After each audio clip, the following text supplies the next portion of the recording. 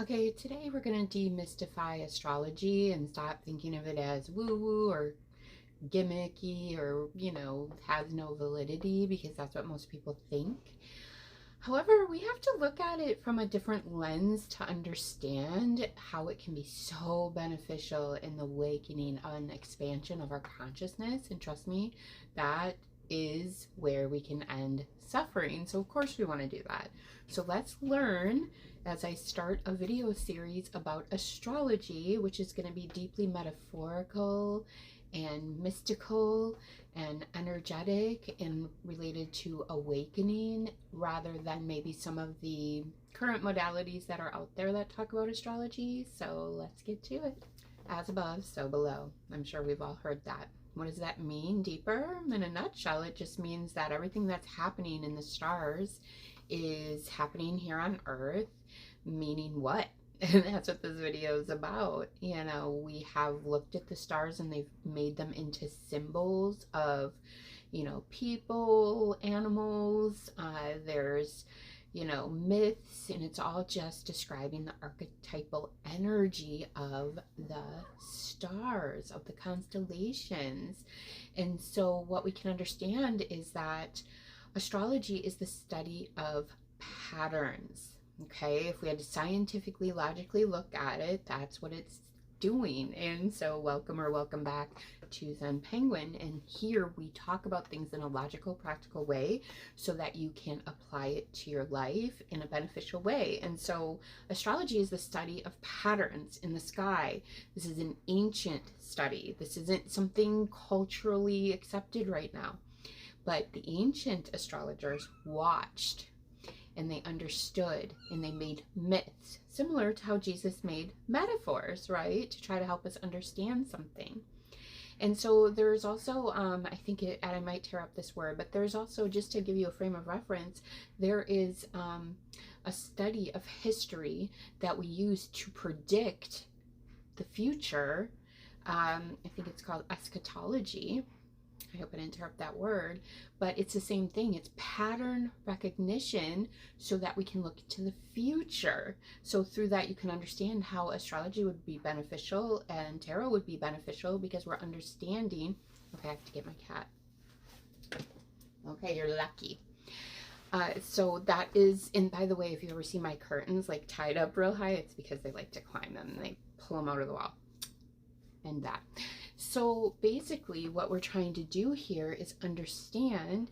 It's no different than understanding our habitual patterns that keep us stuck, and how we can use astrology to understand our archetypal energy and predict our own future, and then make changes, because that's what free will is. We can go to the upper or the lower archetypal energy of a planet, and that is the free will. Not so much if we have too much or too little of certain energy, we can't change that. But we can use the better expressions of those energies through understanding our patterns and our archetypes. So let's get to it. Okay, so there's a quote that I heard many times. It's from supposedly J.P. Morgan Chase, who is the start of the banking system. And he said, if you don't study astrology, you could be a millionaire, but you'll never be a billionaire, or something to that effect. And I just want you to know, there's always, in our beginning of our awakening, there's a lot of conspiracy theories about occult, occultists running the world, these secret societies, things like that. I don't doubt it, but it's really irrelevant. But I want you to know one thing. Those secret societies and the people that are running the show, the major uber wealthy people, they studied astrology. You can even look up who was J.P. Morgan Chase's astrologer. Why? Because they're using it to understand patterns of the collective so that they know how to manipulate what the collective archetypally is going to go through to their benefit. Period. This isn't even hidden at this point, but we don't want to use it as a conspiracy or that's how they're holding us down. We want to use it in our own life the way that they used it, so we can start to instigate change. So we can start to understand what the ancients were saying about these metaphors of Zeus and, you know, Athena popped out of his head, and like all these things, they have real meaning, but they're making them in stories so that they can't be lost in translation throughout time. So if you really understand, astrology is really the science of understanding ourselves and then our family and our neighbors and things of that nature. And so I would like to present to you astrology in a different way that gets to just that root core, not just explaining to you what the planets are doing today, which is fine, or let's look at your chart, which is fine, but to just really understand at a deep level what maybe some of the mathematical angles are and what they mean. I feel like that right there will explain a lot to you. I just feel like the practical, logical way I'm going to describe it will help you understand yourself and your patterns more. So let's get to it. Okay, so if you've ever studied the Bible, how did they find Jesus? The wise men knew he was coming, and they watched the stars, and they told the king, he's here. Then they went to him by the stars. So that right there is a story. And I want to apply that to our current collective. There are fanatical people that study the Bible in patterns to understand how to manipulate what they call the second coming of Christ. So there's two opposing forces in us, the light and the dark, and we can be of service to the light or we can be of service to the dark. And so dark just means you lack heart consciousness, in my opinion, and the light means you are very balanced in heart and mind. Without that balance, as Jesus said, you won't have ears or eyes to hear what he's even describing. So let's use that to understand the world today has become very logical, very patriarchal, which patriarchal just means more masculine, more Mars-like, because Mars is the ruler of the masculine. So what is Mars? He is the warrior archetype. He is animalistic. So if you listen to my other videos, we talk a lot about the body consciousness, which would be, in my opinion, Mars and Mercury, because it's the mind connecting to the body. And so if Mars is a masculine planet and our body is intrinsically reactive to the environment, like a natural animalistic tendency, right? The people that are more logical could never even understand what the Bible is saying or what astrology is trying to help us get to within ourselves. Because studying the stars is only a projection of our psyche. And I don't want to get too woo-woo, but I just want you to understand that the main occultists now, in my opinion, the ones that are trying to control the narratives and take the collective in certain directions, might think that they're doing it from historically, that eschatology thing, and astrologically. So if they're saying that we're having jihads or wars for God and things like that, because that's going around a lot now, it's coming from a logical place. That means you can read the stories, myths, and metaphors, but you don't understand from a heart sense and EQ state what they're actually meaning. Okay? The coming of Christ is an inside thing. It is going to happen in the collective for the people that are of service to the light. The narratives that, you know, maybe the Zionists or occult societies, things of that nature that are very logical about what it's talking about, couldn't even possibly understand the awakening of our hearts.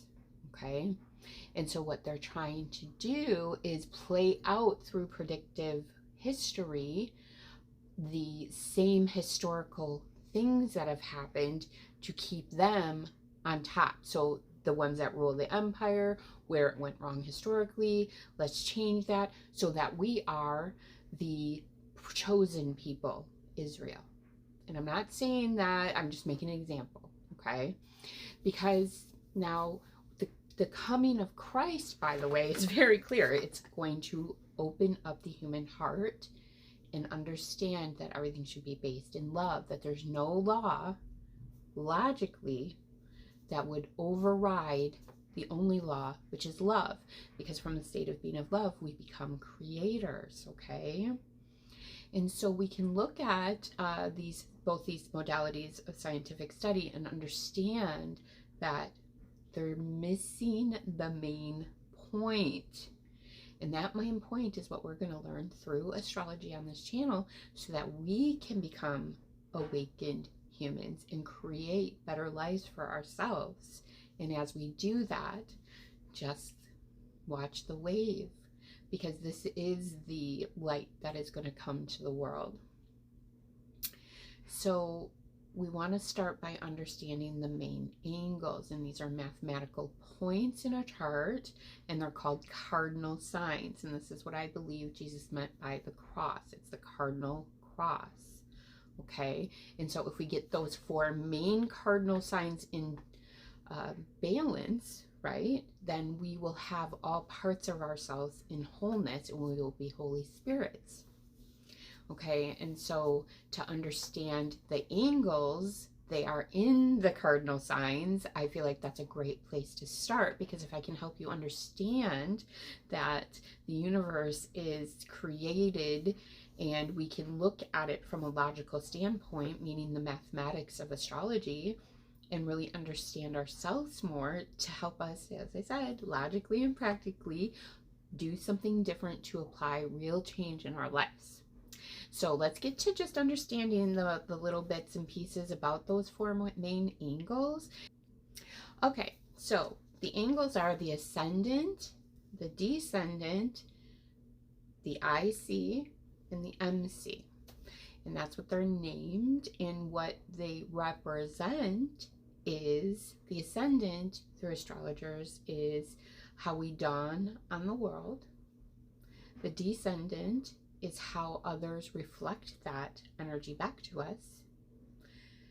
The IC is our core, deepest hidden part of ourselves. It's the deepest part where our unconscious is, where we've inherited our patterns and how we frame that in our home. And then the MC is how we frame that out in public. So they feed each other, they balance each other. Our Ascendant is what we are projecting into the world energetically, because go back and watch my video about the real communication of the world, which is energy. And then to understand that what we project out, okay, is how we dawn on people. It's not so much what you say or what you do, it's how you make people feel, right? And so the Ascendant is what we're putting out, and this is how the world responds to that energy. And so just right there, you can understand how important astrology is, because then if we understand what we're projecting out from our Ascendant, if we're doing it in the lower aspects of that archetype, then we will have a shit show being reflected back to us. But if we move that up into the higher aspects, because we understand that archetype, then we will have a better mirror, and that is the Descendant. It is what people are mirroring back to us from what we're putting out. And so the mirror effect of what people, how they respond to us, how they treat us, what they do, is so important, because it's showing us what energy we're putting out. So that's the Ascendant and the Descendant, right? What we're energetically putting out into the world, how we dawn on people, and how they're reflecting that to us. What we trigger in them is showing us what we're putting out, right?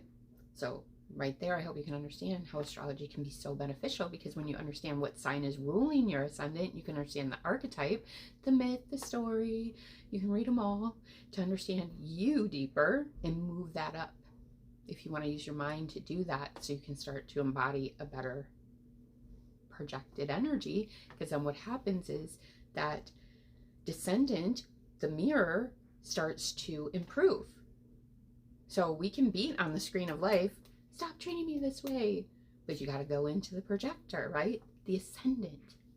The descendant is how other people respond. So I hope that makes sense. Okay, so now we're going to go to the IC and the MC. And I talked, I believe in another video, yes, about the 4th house IC, but we're not going to go into the houses right now. We're just going to understand the angles.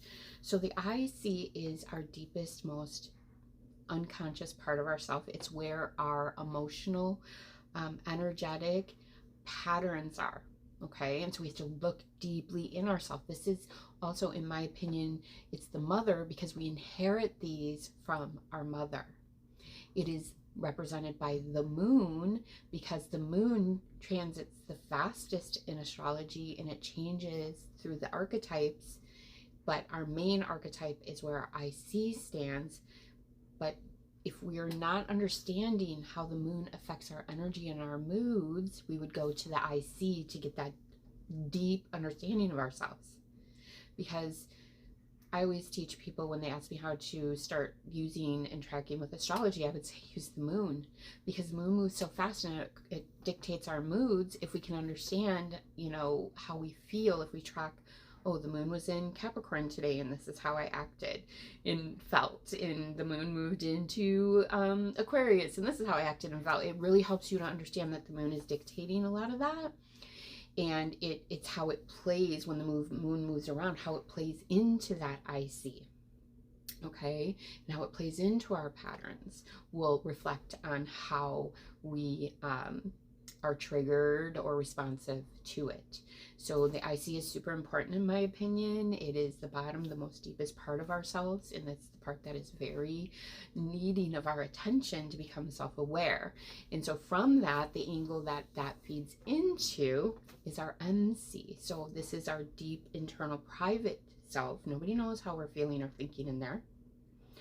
But the MC, everybody knows. And in modern times, they call it your career. But in the ancient times, we didn't have careers. So we're going to just say our public persona, or how we're perceived in public. You know, the Descendant's a little different. It's more about our personal connections that mirror things to us. The whole world is mirroring us. You know, this is how, if you were a public figure like Tony Robbins, he's probably got a great IC, and then it feeds into his MC, where the public is just like, yes, give us more, Tony, we love you, right? And so it's your public persona. It's how, and that translates into what you do for a living, because if you have the power to persuade, because you have a great IC energy inside yourself and the way you think and create, that's how it became a house of your career. But it's really just, let's just say, your reputation, how people in a public forum or setting think of you. So that would be obviously like your work and school, or, you know, anything that you do that requires you to have a good or bad reputation, you know. So those 4 angles, let's just describe how, if you could get really self-aware of just those things, how it could immediately exponentially improve your life, hands down. First and foremost, if you could understand your ascendant, and I want to make this clear, you can't get your angles in your birth chart unless you have a birth time. So, sorry, kitty. If you don't have that, this is kind of not going to work for you. So I highly recommend getting your birth time, and it should be on your birth certificate. So basically, hold on, come here.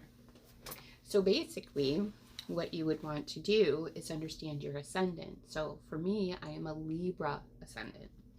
And what that means is that I project, just in a nutshell, I mean, there's a lot of things to Libra, but we're going to just say I project diplomacy. I project balance. You know, and it's crazy because in astrology, we all look at our sun signs, and there's my cat climbing up the curtain. That, you know, my sun sign is Taurus, which, by the way, they're both Venus ruled, so I project a lot of Venus energy. But the sun sign is much more about the way that it's your solar energy. It's more about, to me, it's more about how you take action, your ego, things of that nature. It's more of your action and how people view you, where your ascendant's much more how they feel you and how they perceive you. And remember, to me, that's much more important. It's not, people don't remember what you do or say, they remember how you made them feel. And so as a Libra ascendant, I project that, and guess what? The mirror of life, people are always expecting that of me. But over here I have Aries, and so a lot of people are confrontational to me about being diplomatic and fair and balanced and wise in that way. And so what would happen for me when I was doing the lower expressions is I would people please. You know, if because then Aries would be the mirror, and people would respond to me and you should do it this way, or this is right and this and that. So okay. And so instead of doing the upper expressions of that archetype, which would be diplomacy and understanding that I can't please everybody, I have to do what is fair. I hope that came through well, so you could understand how important these angles are. Just to even understand these angles is going to help you a lot, because the first thing I hope it would help you with is understanding that that first and fourth house, these are the things that are under the surface. These are the energetic things, and then the top of the chart is where you get the mirror back.